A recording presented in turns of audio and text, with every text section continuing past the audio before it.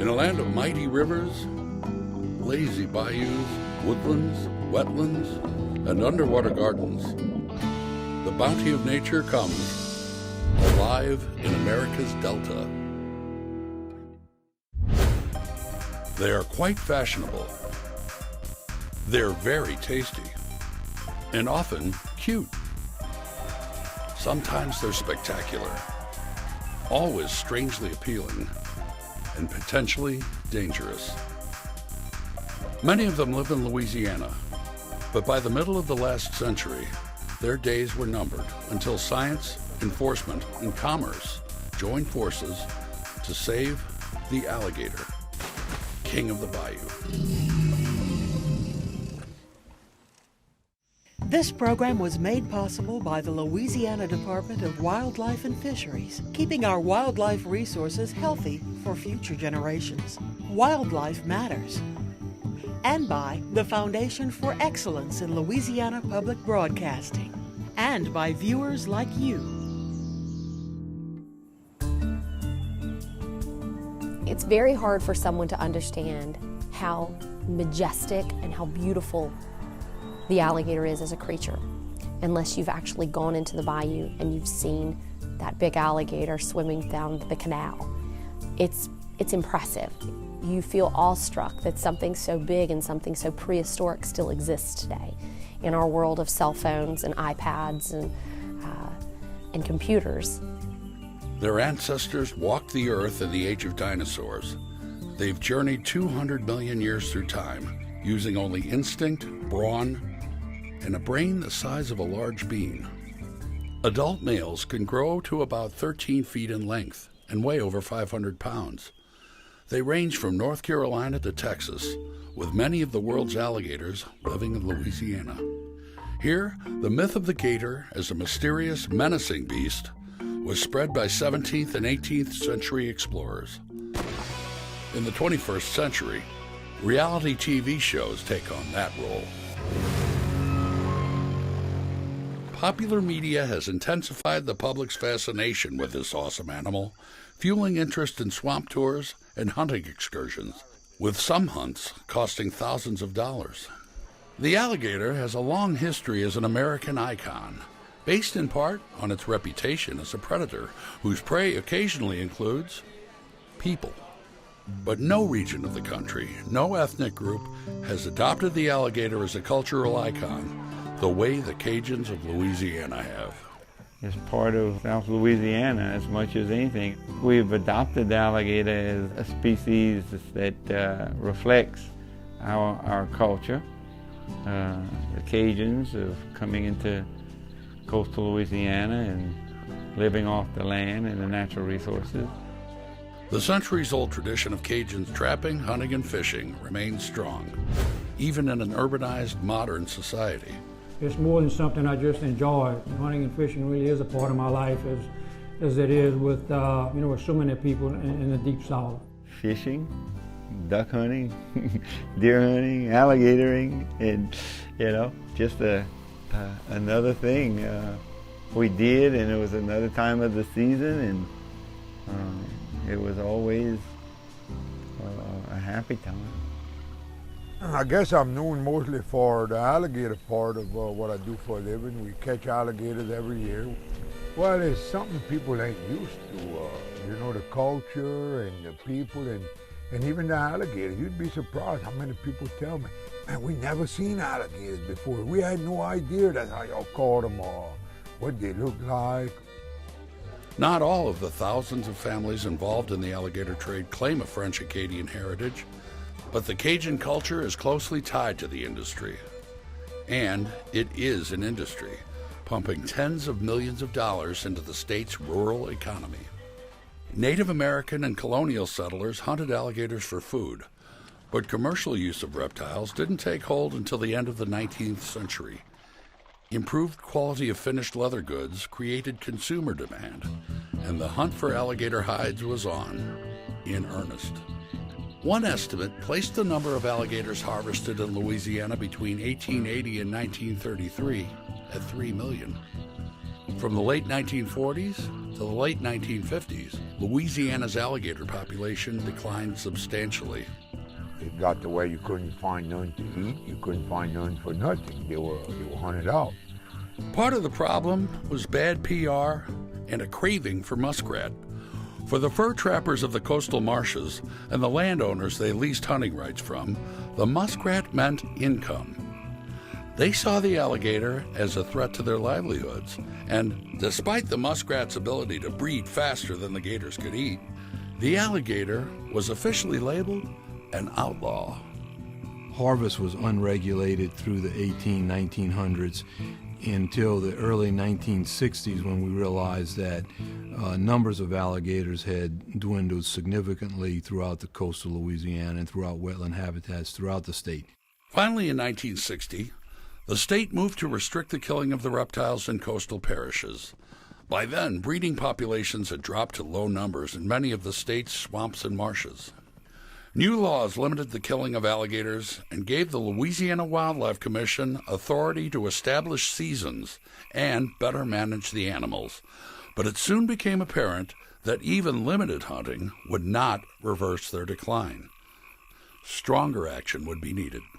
In the early 1960s, the state closed the season for harvest of alligators throughout the entire state, so that we could plan as to how we were going to manage the alligator from a Louisiana perspective in future years. Louisiana's ban on killing alligators came 5 years before the federal government listed them as an endangered species. Increased enforcement and harsher penalties helped reduce illegal harvesting.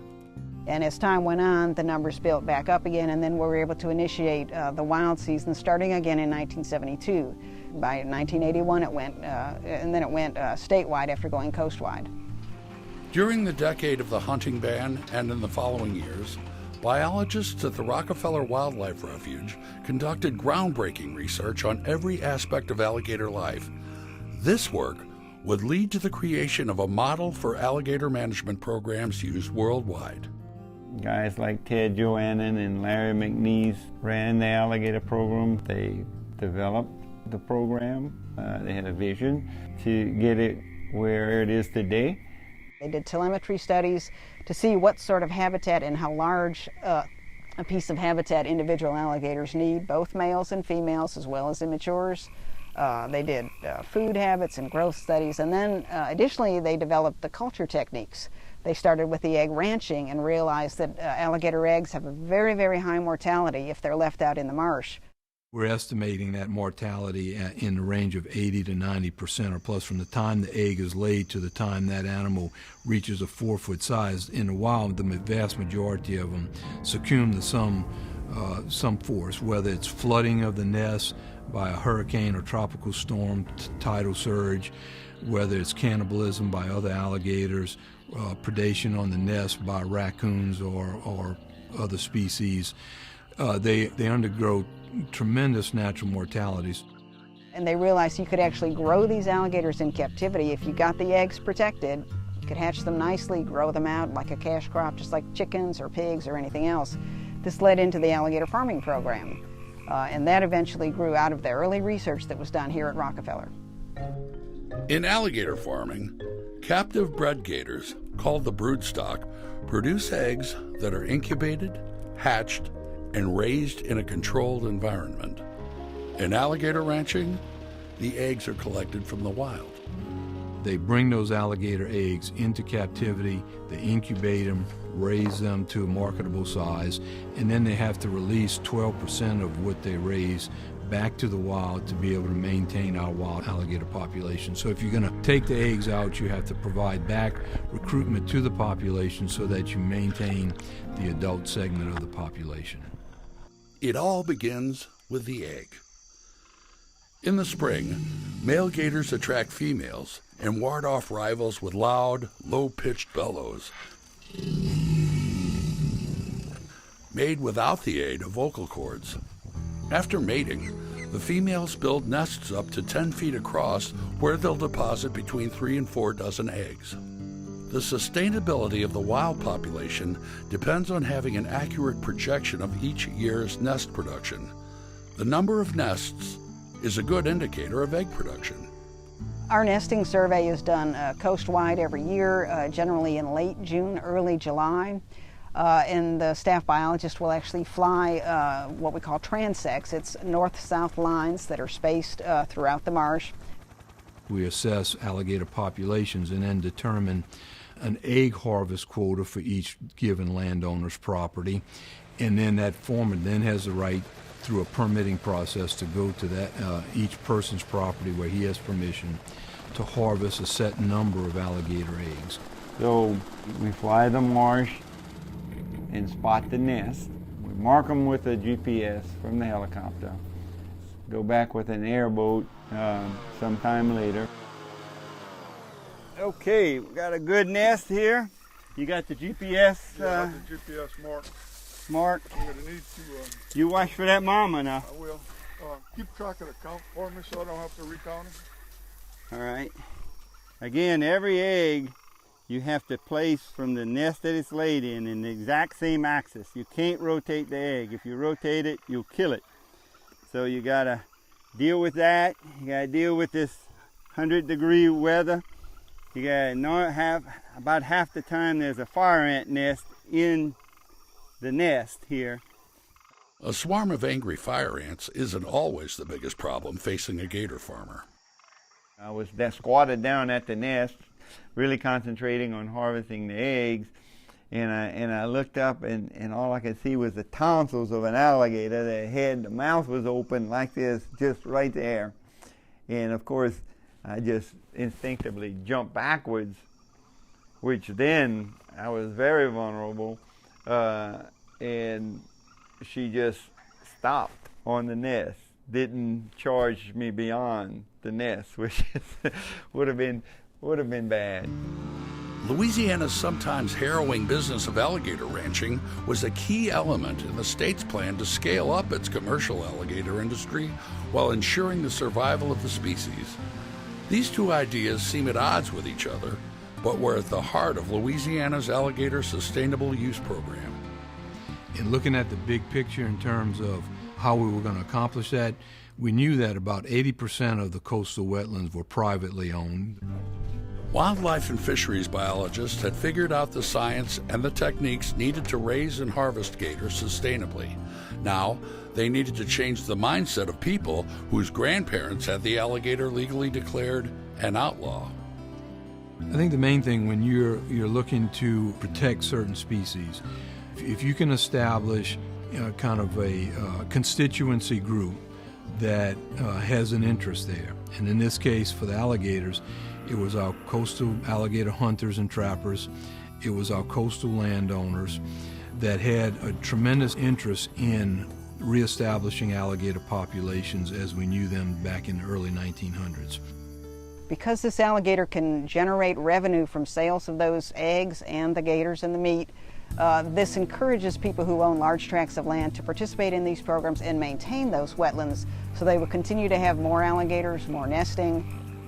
To maintain these economic and ecologic benefits over time, the Department of Wildlife and Fisheries set up a comprehensive system to monitor every phase of the alligator's life cycle and every commercial transaction associated with it.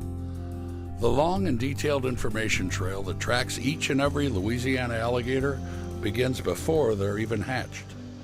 This piece of duct tape has the identification of the landowner and what nest it was. So from here on out, all the way through hatching, we'll be able to identify that nest. When they hatch, we'll know how many hatched, how many have to be released to that landowner by this same tag and accounting, and that's why you need to do that level of counting on eggs and identification. The hot, delicate work of harvesting yields hundreds of eggs, carefully packed for the trip back to the farm. Following the Cajun tradition of passing on the skills of one generation to another, Errol Falgout recruits his grandson Blake to assist in processing the day's haul. Just give the tag. You want to use these baskets? Yeah. Give the tag to Blake, and he knows what to do. F-193. Now that we're back from the marsh, we have to take the eggs out of the larger crates that we were storing them in for transportation to each individual nest into a basket of its own. The accounting continues. As you can see, Arrow has a worksheet, data sheet here. We'll record every fertile egg, every infertile egg, every cracked egg, and GPS locations. So we'll have all that data. Okay, Blake, right here. FT2. All right, these are some good-looking eggs. Once the eggs are processed, they go into the incubator where temperatures near 90 degrees produces gators of both sexes. At 91 degrees, it's all males. Below 86, females prevail. Hatchlings are placed in the year-long warmth of holding pens. They'll grow at 4 times their normal rate in the wild. After about a year, they're 4 feet long and ready for harvesting. A lucky 12% will be returned to the areas where their lives began. Wildlife and fisheries biologists continue tracking the released gators well after their return to home turf. Our staff works during the September harvest to see if these alligators released off farms have grown into the adult size class and then are harvested. So we can monitor how many are recaptured, how well they've grown. Got a web tag. This web tag identifies this specific gator. We know exactly when it was released and what size it was released and on what property it was released on. So this information, this is important information for us to may help figure out survival of these farm gators, growth rates of these farm gators, how much they're moving, all sorts of different information. Web tag is 635758. We've had some as large as 12'6". It's the record alligator that we had, was released at 44 inches, caught about 6 or 7 years later, and at that point it had grown 12'6". So it is important to monitor this to be sure that we're releasing enough and that they're surviving well so that they can contribute recruitment in the future. And then you can set adequate quotas so that you can harvest enough alligators to where they not become a nuisance or a dangerous situation, but also protect the resource and don't harvest too many. It's a delicate balance. In the past 50 years, Louisiana's wild alligator population has grown from fewer than 100,000 to over 1.5 million. More gators in the landscape means more chances for human contact. There has never been a documented fatal attack in Louisiana, but occasionally people do get injured, sometimes through no fault of their own. Alligators become aggressive because they've been fed. They become habituated to people. They associate people with food once they've been fed, and they will naturally see a person as a food source and start going towards them. In nature, they won't do that, but if you feed them, they start to do that. So that is really the most important thing to remember, is never feed an alligator. Visitors to Jean Lafitte National Park's Barataria Preserve can hike deep into a primeval swamp on elevated boardwalks. In the summer of 2010, LSU graduate student Yu Xin Shui got permission to collect water samples there. It was her first day in the preserve. I was starting a new project about restoration, how bald cypress can survive in salinity area.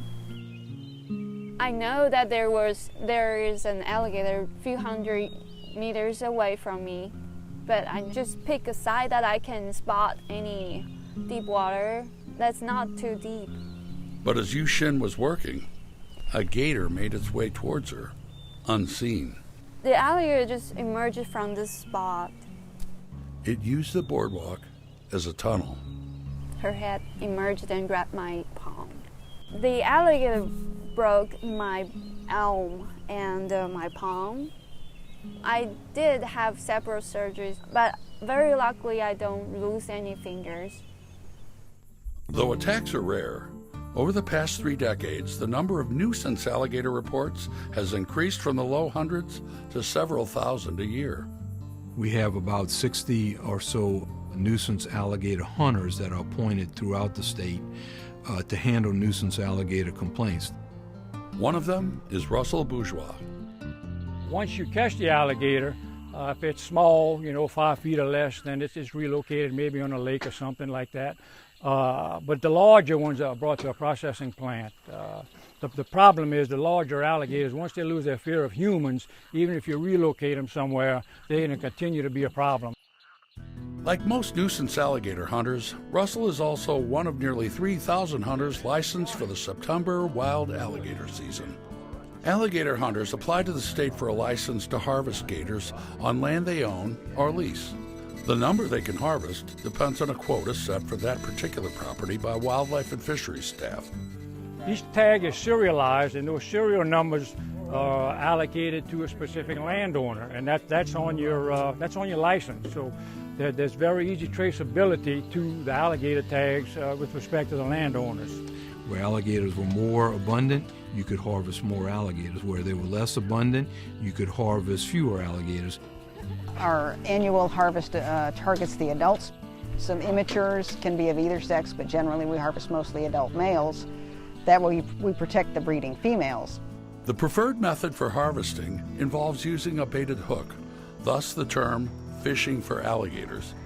It's efficient, it's random, so not just the largest gators are targeted, and it's most often done in accessible canals, mostly used by males.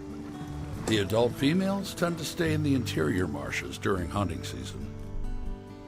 Today, Russell and his assistants are checking to see if they've hooked any gators on the lines they set yesterday.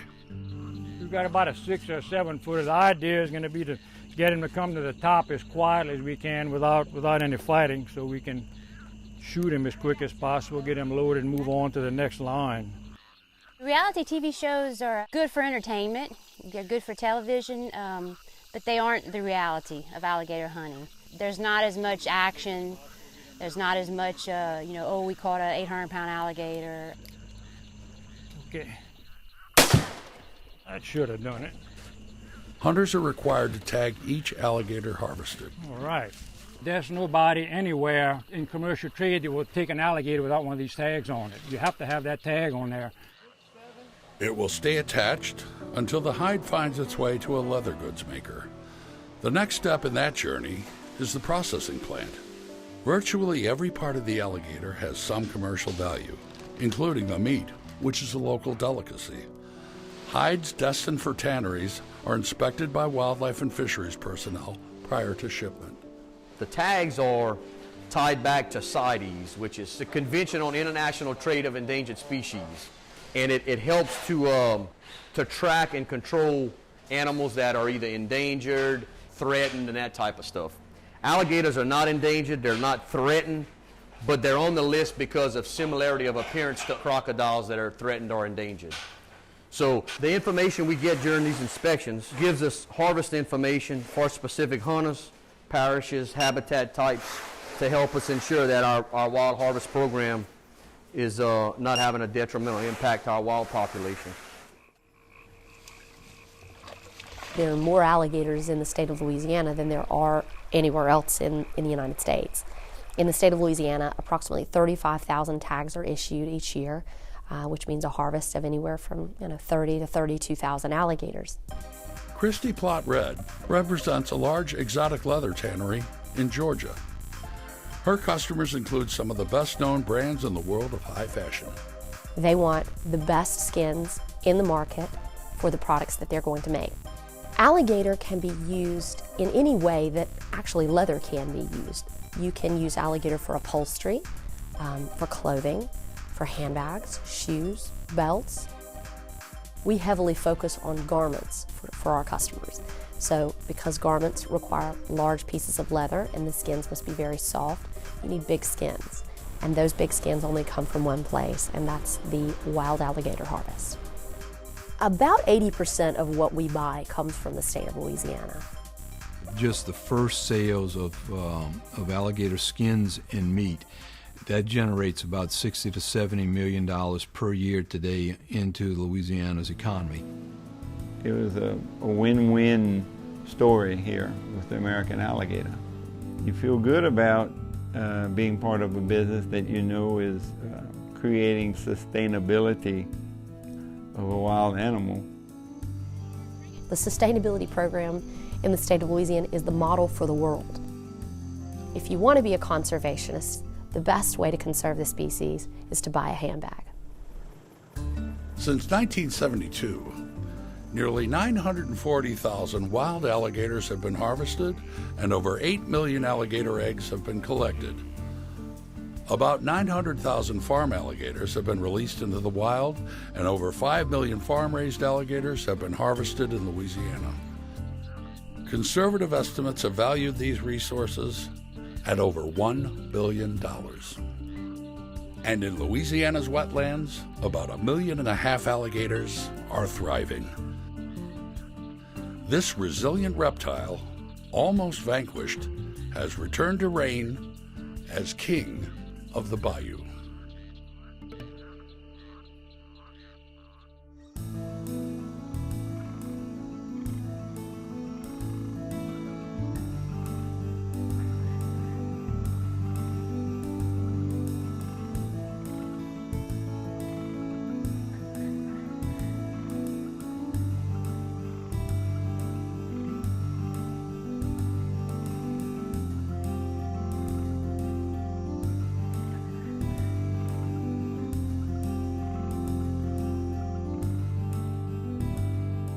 For a copy of this program, call 1-800-973-7246 or go online to www.lpb.org.